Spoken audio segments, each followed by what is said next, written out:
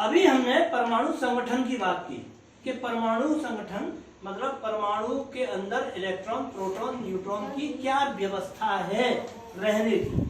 अब ये बताना है तुम्हें, इसके गुणों के बारे में बात करेंगे कि ऐसा क्यों है कि ये बाहर घूम रहे हैं और इसके अंदर प्रोटॉन और न्यूट्रॉन है। देखिए कुछ खास बात देखी गई है, इसके अंदर प्रोटॉन और न्यूट्रॉन है, इस नाभिक के अंदर प्रोटॉन और न्यूट्रॉन है, ठीक है।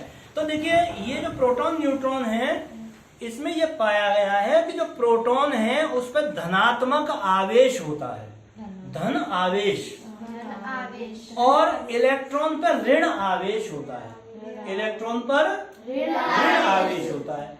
और हमेशा जब दो विपरीत आवेश होते हैं तो उन दोनों में आकर्षण होता है, वो खींचते हैं। कभी तुमने चुंबक देखी है? तो चुंबक जब लगाते हो ऐसे तो एक दूसरे को खींचती है और दूर भी भागती है, तो खींचती है, उस समय को समझो, खींचती है, ठीक है। तो इसका मतलब वो दो उनके अपोजिट पोल होते हैं, एक नॉर्थ पोल एक साउथ पोल, दोनों मिलते हैं तो दोनों एकदम खींच लेते हैं मैग्नेट में यानी चुंबक में। इसी तरह से यहाँ क्या होता है, ऐसे ही मान लो, मैग्नेट ही मान लो तुम, कि इसके अंदर जो प्रोटॉन है ना, उस पर धन आवेश है और ये जो इलेक्ट्रॉन घूम रहे हैं इन पर ऋण आवेश है। तो क्या होगा, ऋण आवेश धन आवेश की तरफ आकर्षित होता रहता है और वो इसके चारों तरफ चक्कर लगाते रहते हैं। नहीं समझ में आई? इसीलिए इस परमाणु का जो अस्तित्व है वो इसी के कारण है, धन आवेश और ऋण आवेश के कारण ही इस परमाणु का अस्तित्व है। नहीं तो ये परमाणु बेकार हो जाएगा, टूट जाएगा, बिखर जाएगा।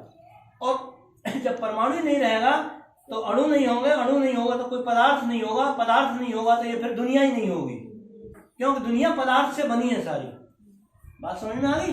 तो इसलिए ये जरूरी है कि इसमें धनात्मक चार्ज और इस पर ऋणात्मक चार्ज, इसकी वजह से ये परमाणु का अस्तित्व बना रहता है। समझ में आ गई?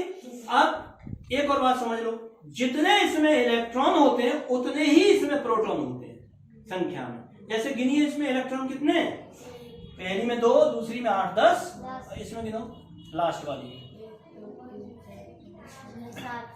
इसमें 1, 2, 3, 4, 5, 6, ठीक है। सब गिनोगे तो 16, तो 16 इसके अंदर प्रोटॉन होंगे। ध्यान से समझ में आ गई? जितने इलेक्ट्रॉन होंगे उतने ही इसमें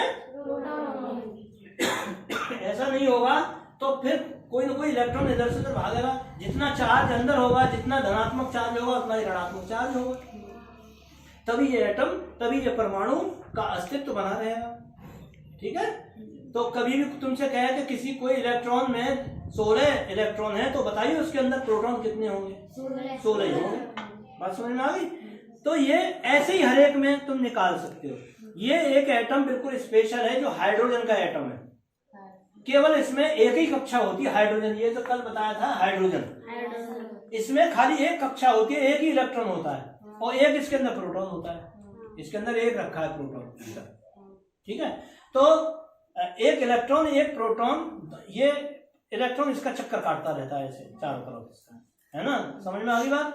तो ये हाइड्रोजन का एक, अब जैसे कल हमने बताया था हाइड्रोजन का अणु कैसे बनता है, तो देखो कल बनाया था ये हाइड्रोजन का अणु, ये ऐसे बनता है, एक हाइड्रोजन ये और एक हाइड्रोजन ये जब इन दोनों पास पास आते हैं तो ये ऐसे करके एक कक्षा बन जाती है। और ये एक कक्षा जब बनती है तो एक कक्षा 2 इलेक्ट्रॉन पे पूरी हो जाती है। बताई थी नहीं इसमें? 2 इलेक्ट्रॉन पे पहली कक्षा पूरी हो जाती है, बताई थी? या 8 पे होती है, या अगली 8 पे होती है, या 18 पे होती है, बताई थी? तो ये 2 पे पूरी हो गई तो ये निश्चित रूप से एक हाइड्रोजन का अणु बन गया। ये कल बनाया था हाइड्रोजन का अणु, तो ये हाइड्रोजन का अणु बन गया। ये परमाणु थे, ये अणु बन गए। बात समझ में आ गई? तो कल की बात भी यहाँ हम जोड़ देते हैं और ये समझ में आ जाना चाहिए, ठीक है।